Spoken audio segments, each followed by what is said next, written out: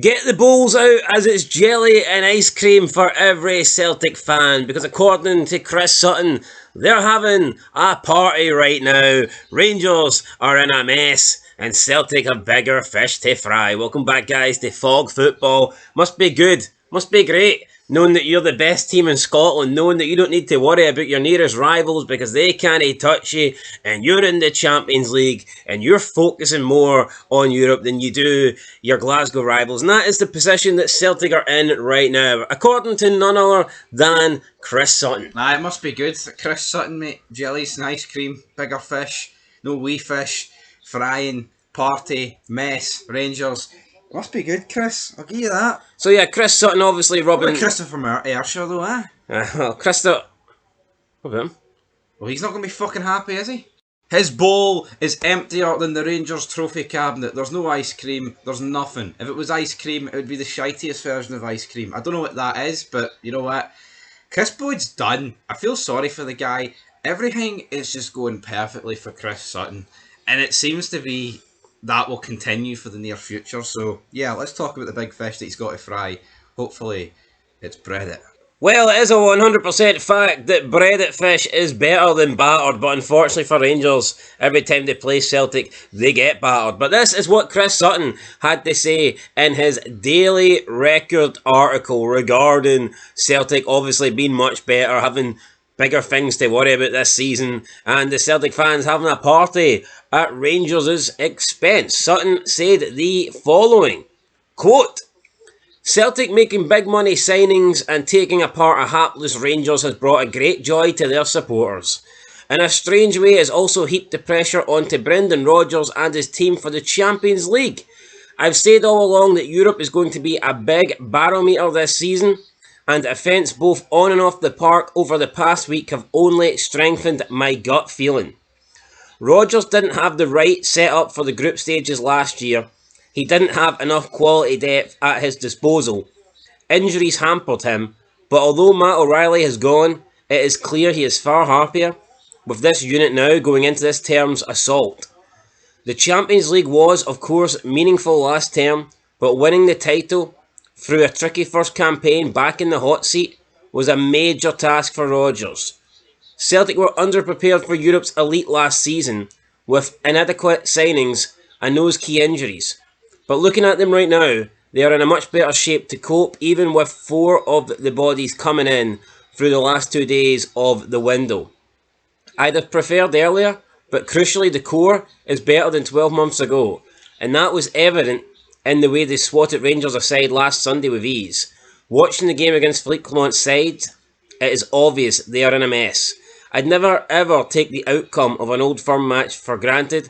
I've been involved in enough of them to know that strange things can happen, but as I made my way into the match last weekend, I sensed a lack of edge amongst the punters. I'm not going to go overboard and suggest I had a testimonial feel, but let's just say there was a relaxed, almost party atmosphere amongst them before the game had even started. It was as if the fans didn't have any solidarity, doubt their heroes were going to win, and the ensuing 90 minutes proved them absolutely correct.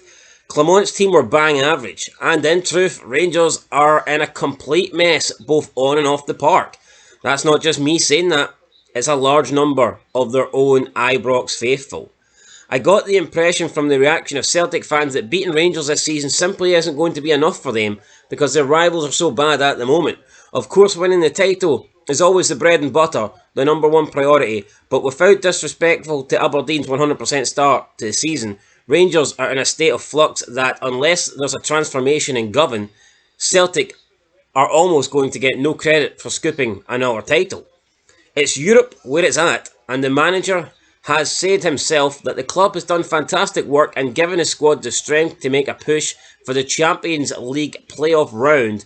You can't replace O'Reilly, but the signings such as Ernie Engels for a club record fee are a real shot in the arm for the squad and a statement of ambition.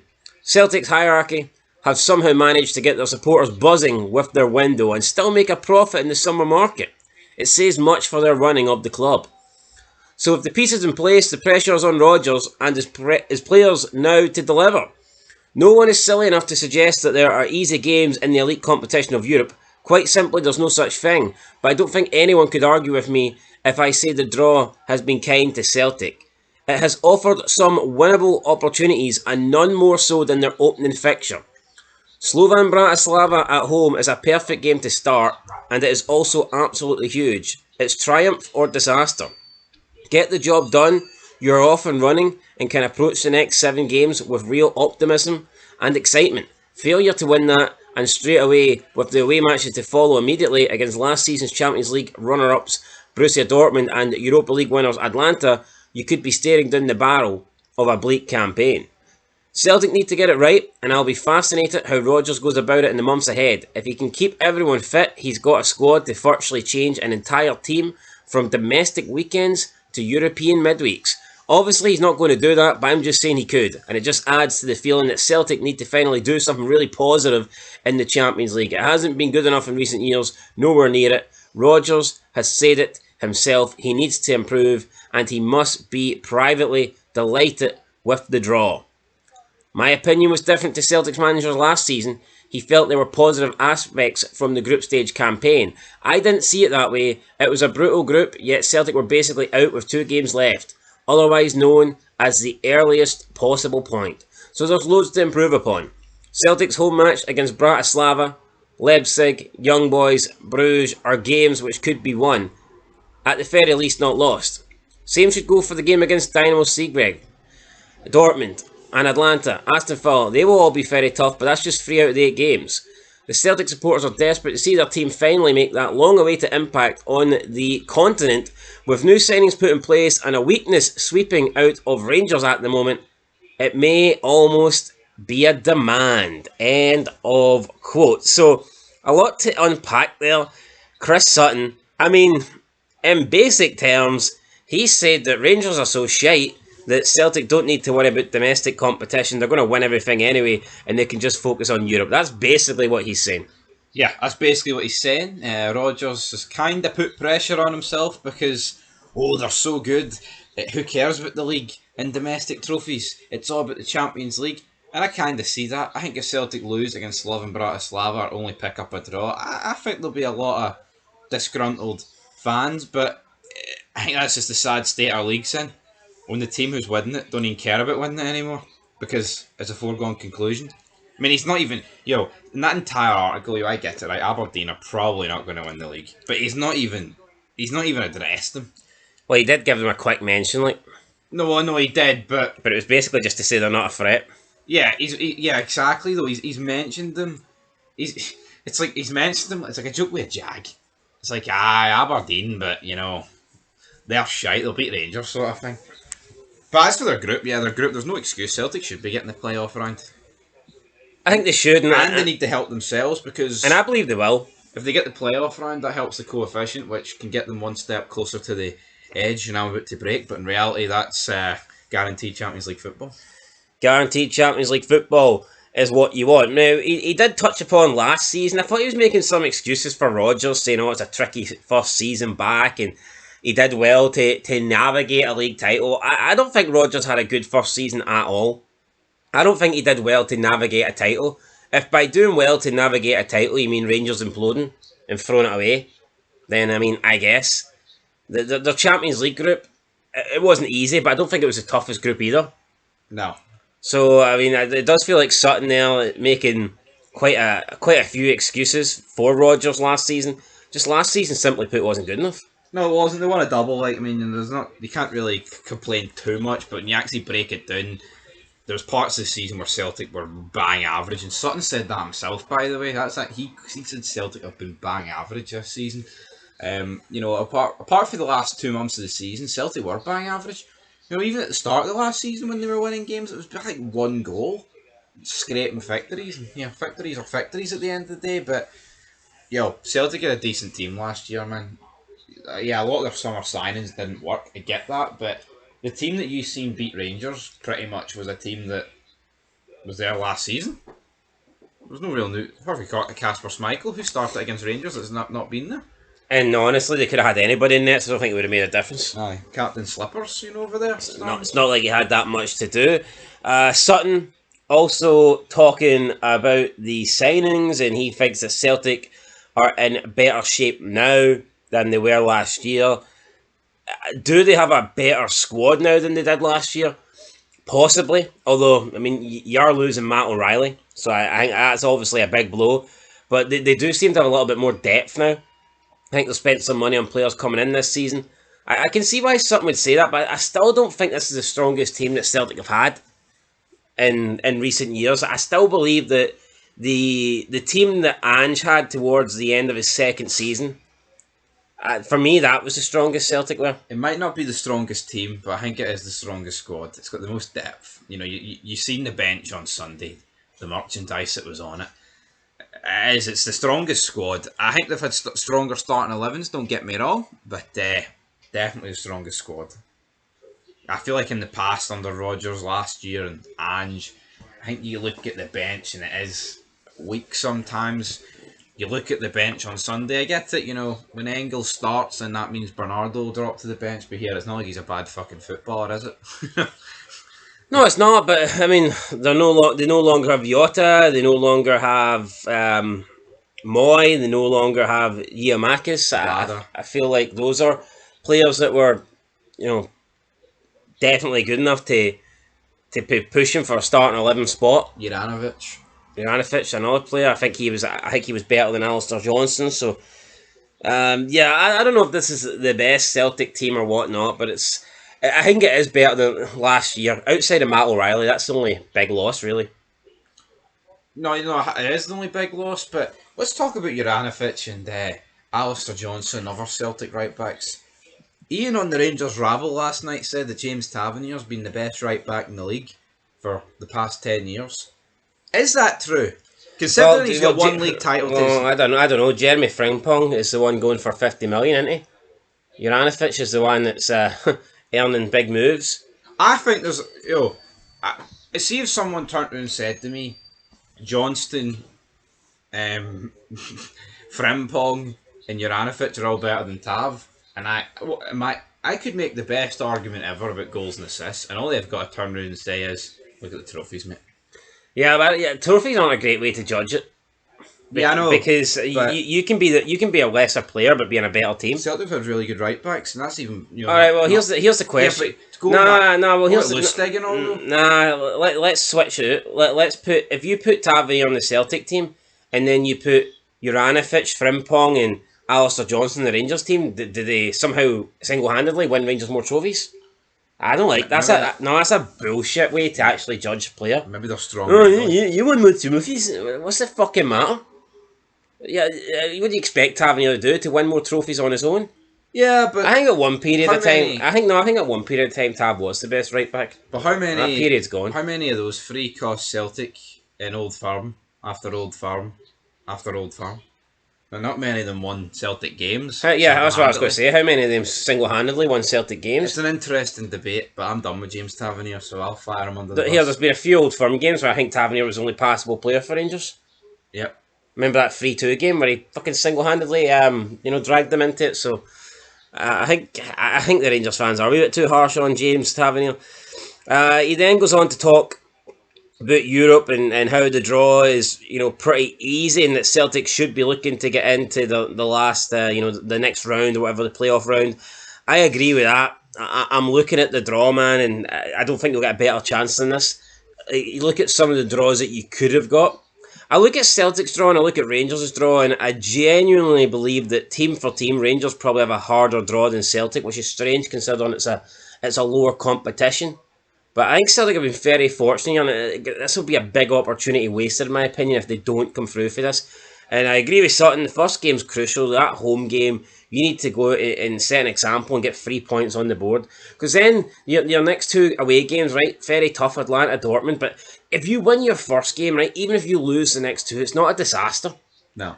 See, if you don't win your first game, then you almost have to get a result, you feel, in the next two, and it just puts the pressure on. It puts the pressure on, but I think with Celtic against Slovan Bratislava, I think they should be putting 3-4 past them. Especially considering their form this season. That's not a good team.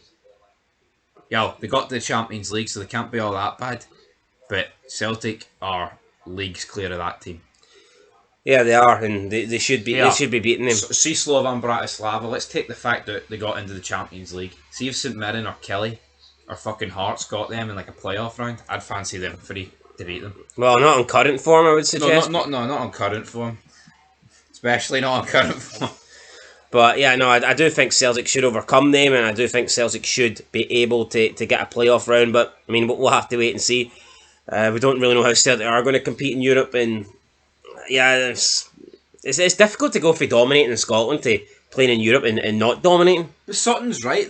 They have the luxury to not even care about Scotland. They can play a second string 11. I know, that may sound shite, right? Maybe there's a lot of fans out there that are like, no, we need to batter every team every week or whatever, but they should focus on the Champions League. No, but... Well, Rodgers did say, I mean, not Rod, Sutton did say that Rodgers could afford to basically have two squads. Yeah, no, but... Do you think that's something he'll do? Or do you think he'll just make minor rotations? Minor rotations.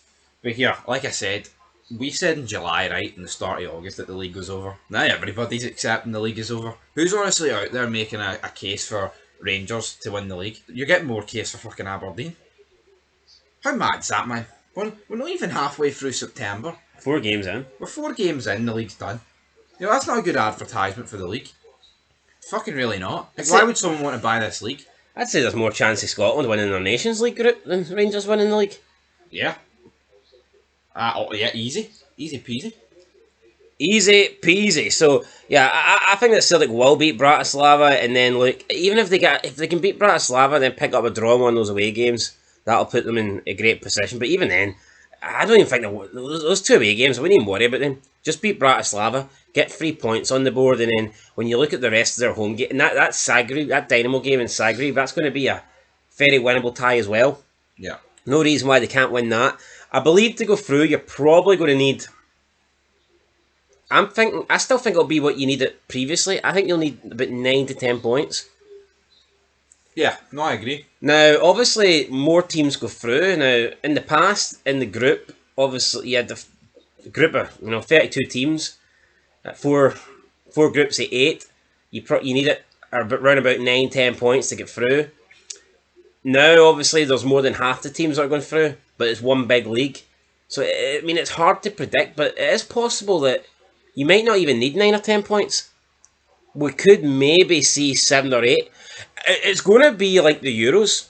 You have to wait till you see. It's going to be like the Euros where you can be unfortunate and maybe get 4 points and not go through. Yeah. Or you can get 2 points and sneak through. I think that's what this new competition is going to be like. It's hard to... I don't know if it's possible. Can you even work out what's like a guaranteed amount of points that would get you in? I don't know if they've got the technology to do that. I would have to assume... I'm sure we do. I'm going to say 12 would guarantee you. Yeah, 4 wins. I think that will guarantee you the playoffs. Draws. Yeah, I'd say 3 wins. Yeah, I would say so. And I'd say a minimum, I think you'd need at least 7 to have any chance. Celtic will want to be mathematically in going down to Phillip Park. Aye, but again, I suppose the only way to do that would be to be 3 points ahead of pretty much most of the teams behind you. If you offered Celtic fans here, if you get a result at Phillip Park, you're through to the playoff round, would they take that right now? I don't think they would, because why would you? You've got an easy fucking group. No, I don't think they'd take that either. But it would add a bit of extra spice to the Battle of Britain. Is there any benefit to finishing higher up? Are you seeded more? No, I don't think so. Maybe you are, I don't know. I think maybe the correct way of doing that is 9th place 24th and then 10th place 23rd. Yeah, well, I think that would be pretty fair, and it would give you a benefit. Well, I mean, it should, technically speaking, give you a benefit for finishing higher up. So Sutton says that Celtic fans will not be happy with just another successful domestic season, and that they need to do more in Europe. They need to have a good Champions League campaign in order to please the fans. Do you think that's the case, or do you think Celtic fans will always be happy just beating Rangers? I see where Sutton's coming from. I feel like while the league is still early on, if they lose against Bratislava, it's still only 5 games into the league, right? If Celtic win a treble, right, but they have a poor showing in Europe and they only maybe pick up 1 win and a couple of draws, will Celtic fans be happy come the end of the season? Of course they will, man. They will. So you're disagreeing with something? I'm going to disagree with him. See, come December, January time, when the Champions League comes to an end and you're out, aye, it'll sting a bit. See, come May, when you're lifting free and Rangers are greeting, I'm sure you'll be fucking happy with it, man. Oh, boo-hoo. We didn't win. We didn't go through in the Champions League, but we won a treble. Fucking come on, man. Listen to the entitlement there. See Sutton, right? He's just saying that to fire as many digs into Rangers as he He's can. rubbing salt in the wounds, man, isn't he? Yeah. He's getting like a big paintbrush and it's salted flavour paint. He's just like, spreading it everywhere. That's plenty fucking salted flavoured paint. What is that? I don't know. Sounds like a fucking shitey flavour of Pringles to me. Anyway, I think that's pretty much it. I think we'll leave it there. Sutton having fun. Celtic fans having fun. I mean, he likes to throw the dig in there. Basically, Celtic have to now focus on Europe because domestically they've already conquered it. They've got no competition. There's just nothing really for the fans in Scotland. Come on, the Dons. Come on, the Dons. Anyway, that's it. Till next time. Peace.